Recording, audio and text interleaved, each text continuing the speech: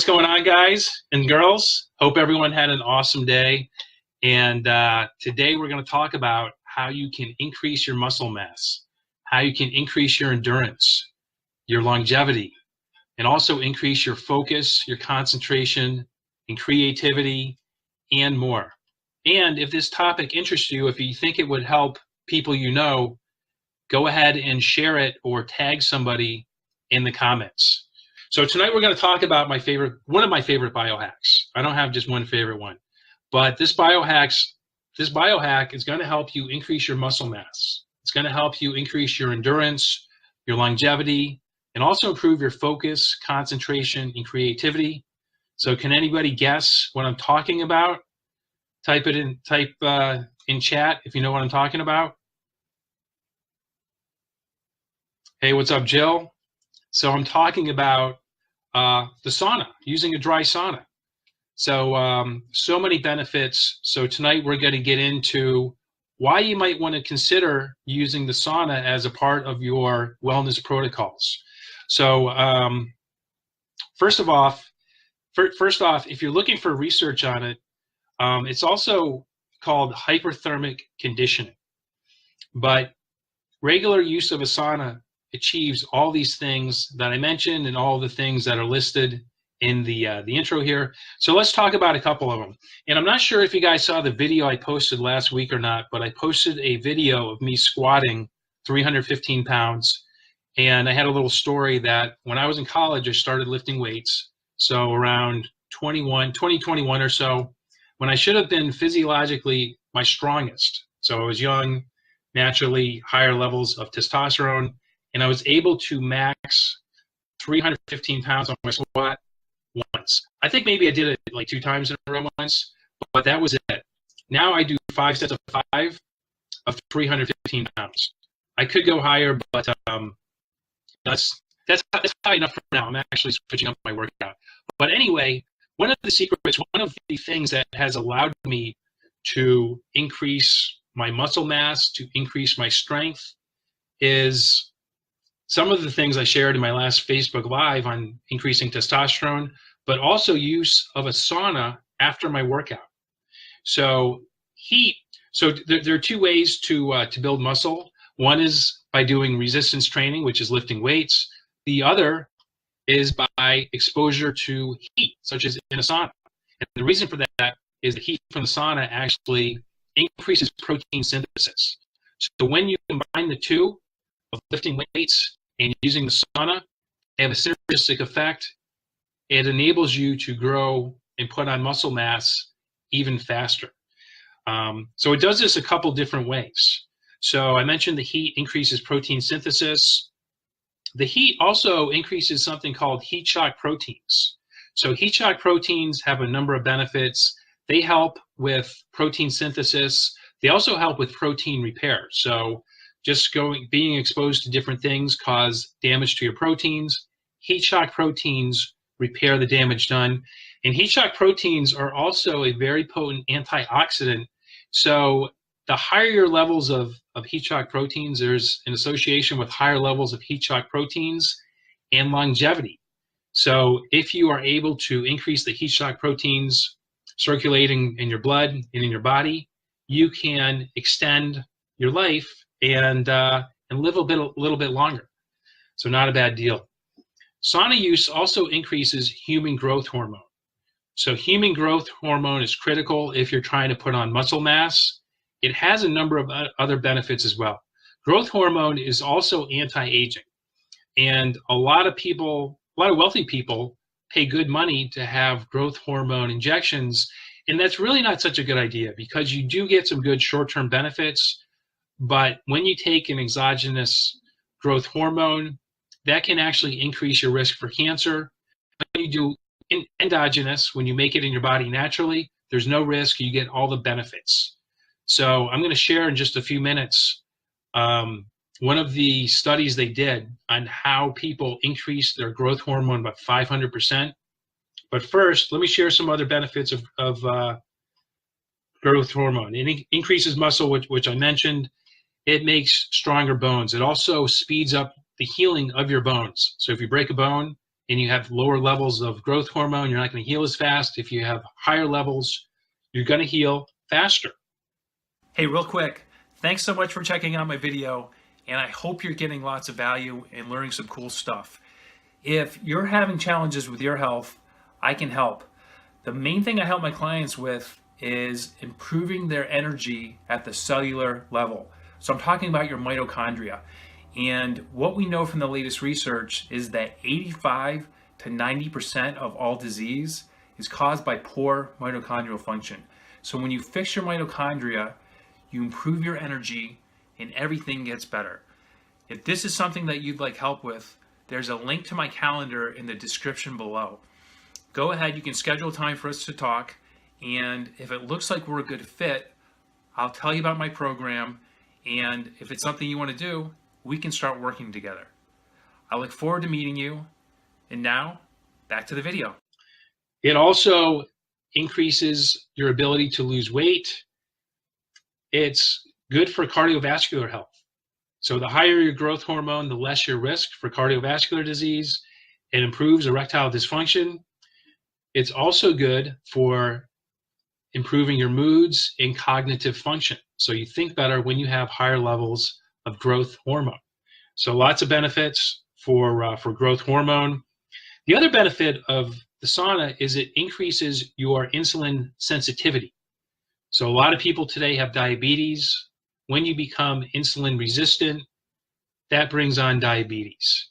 So insulin basically shuttles glucose into your cells so they can use it to make energy. When you're insulin resistant, you don't get the glucose in your cells. You get fluctuating blood sugar levels.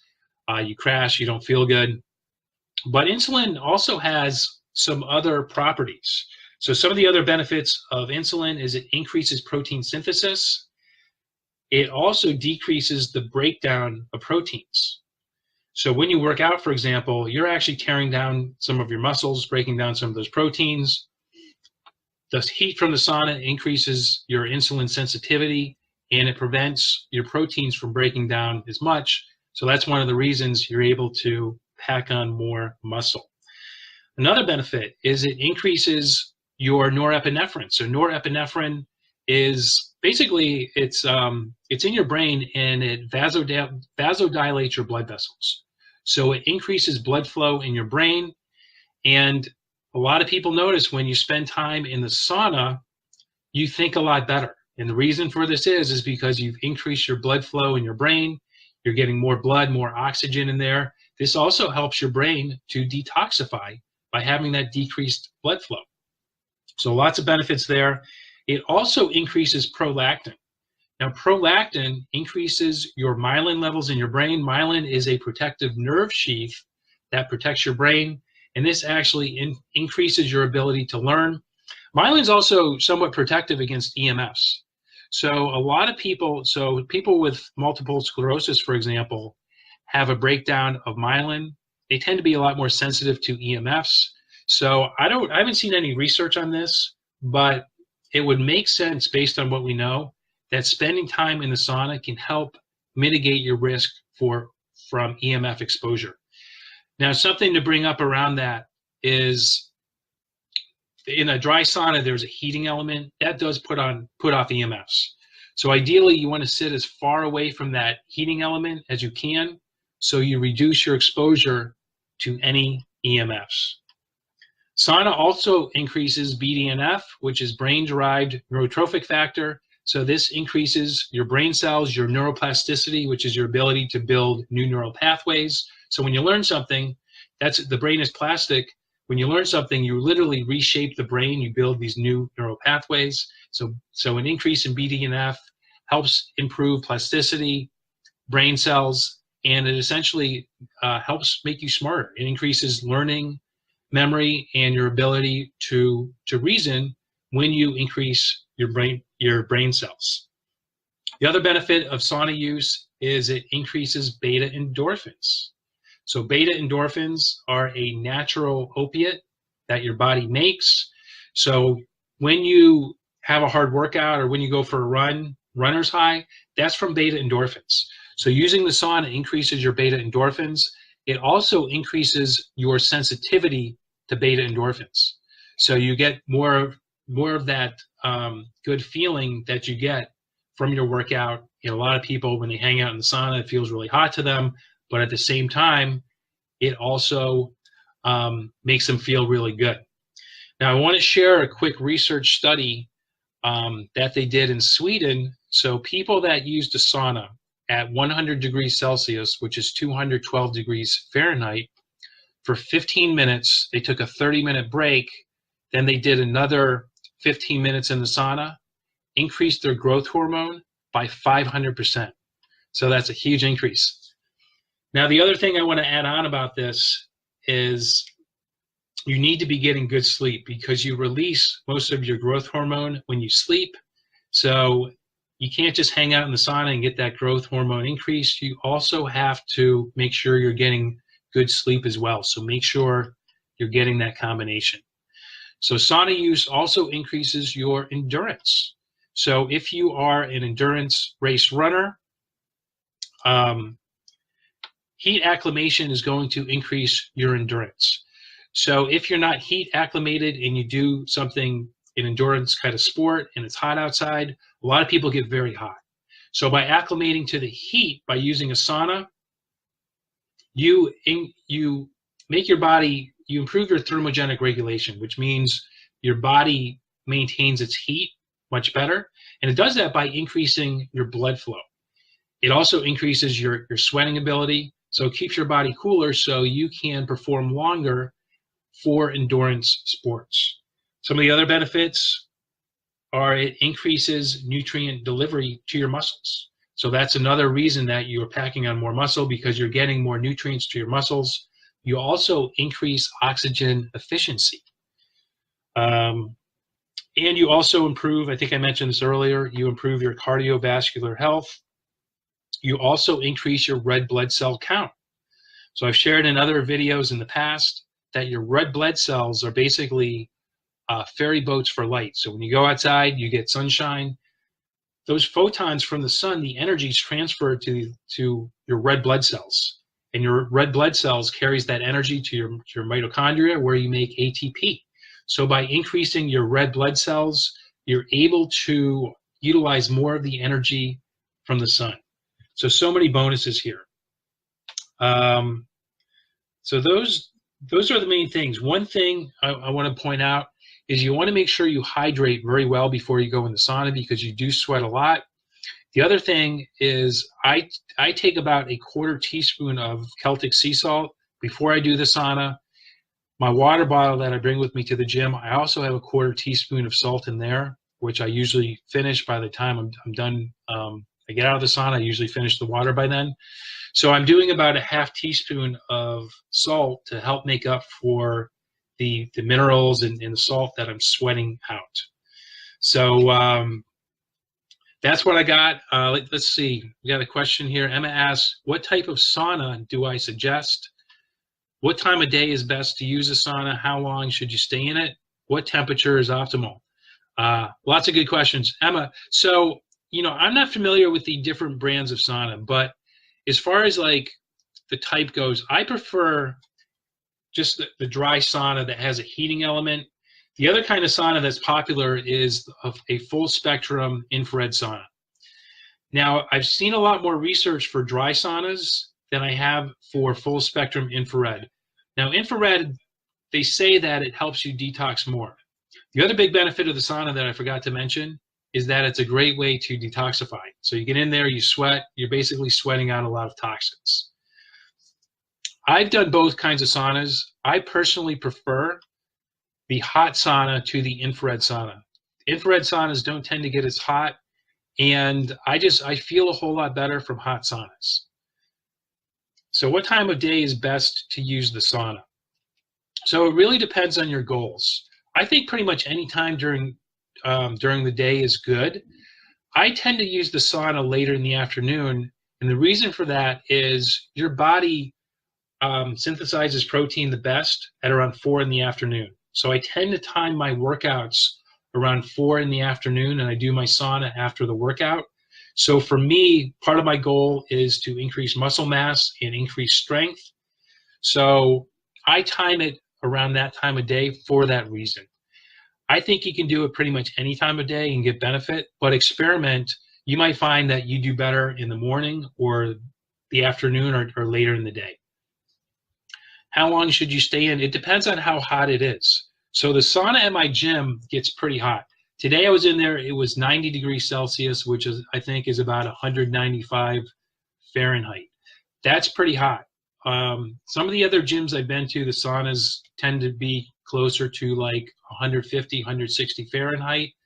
So it depends on how well adapted you are to the heat.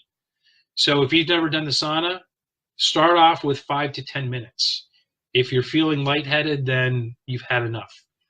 I tend to do about, I've done up to 30 minutes in 100 degrees Celsius or 212 degrees Fahrenheit, and that's kind of pushing it for me. But as I mentioned, the experiment did 15 minutes in the sauna, 30-minute cooling period, then 15 minutes in the sauna, and that yielded a 500% increase in growth hormone, and that was at 100 degrees Celsius.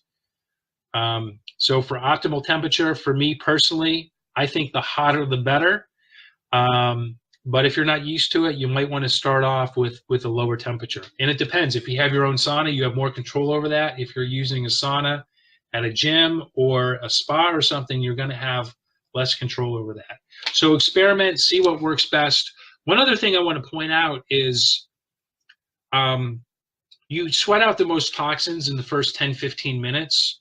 So you want to do frequency over time. So you're better off doing 20 minutes 3 days a week than doing 1 hour 1 day a week. Now, the other thing you want to do is when you get out of the sauna, you want to take a cold shower. And the reason for that is because you're sweating out a whole bunch of toxins. The cold water closes your pores. You don't want to resorb those toxins. You know, I see a lot of people in the sauna who, you know, they'll leave the sauna and they don't shower. And they put their clothes on, so you're actually going to resorb a lot of those toxins. So you want to make sure you rinse off, preferably with cold water after the sauna.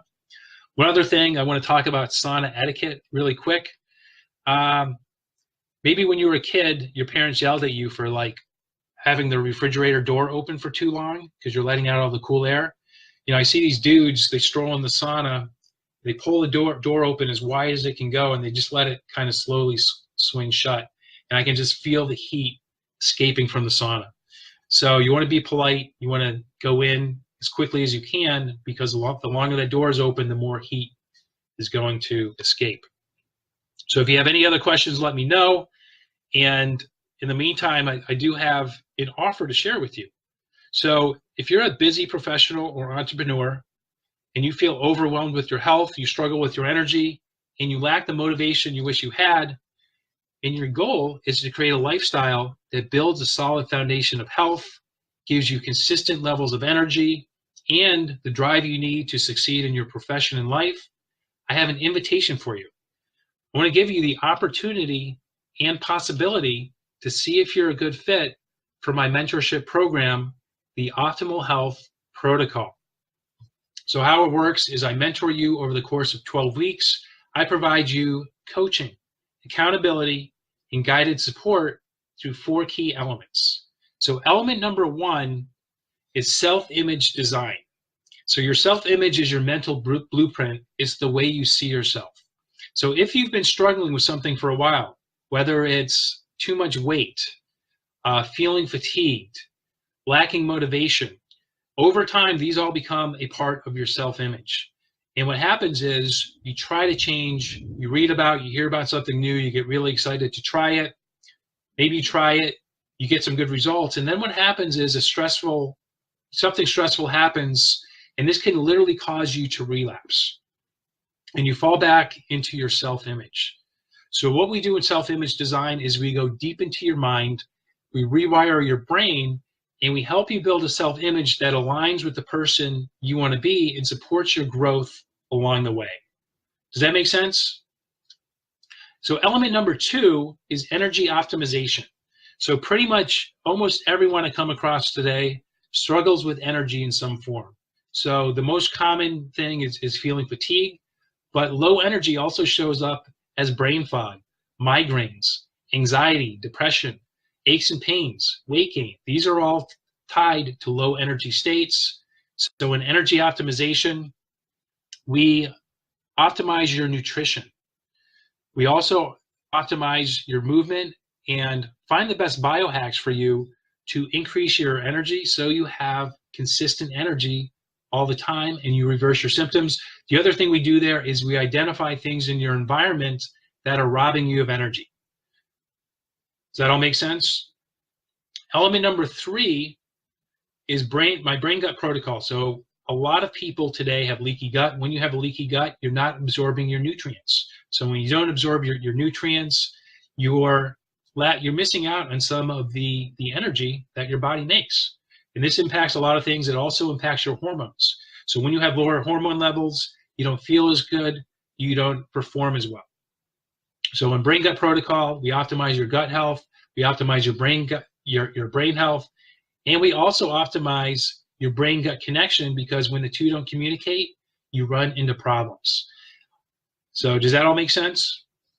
Element number 4 is lifestyle integration, where we engineer the right habits to build a lifestyle that builds you a solid foundation of health and helps your health grow both in the short term and in the long term to support you for the rest of your life. So we're creating a new lifestyle for you. It's not just something where you try it out for 12 weeks and go back to your life. You build a whole new lifestyle. So accountability, making sure you're not taking on too many things at once, and making sure you're doing things in the right order to get you really amazing results. So if that's something you're interested in, reach out to me. We can schedule a call and see if we're a good fit to work together. So if you guys have any other questions, I'll take them real quick, and otherwise, we'll wrap up the call. So thanks everyone for joining. If you found benefit in this call, do me a favor, give me a like or a love, share the Facebook Live, and tag somebody in comments that you know that will benefit from this.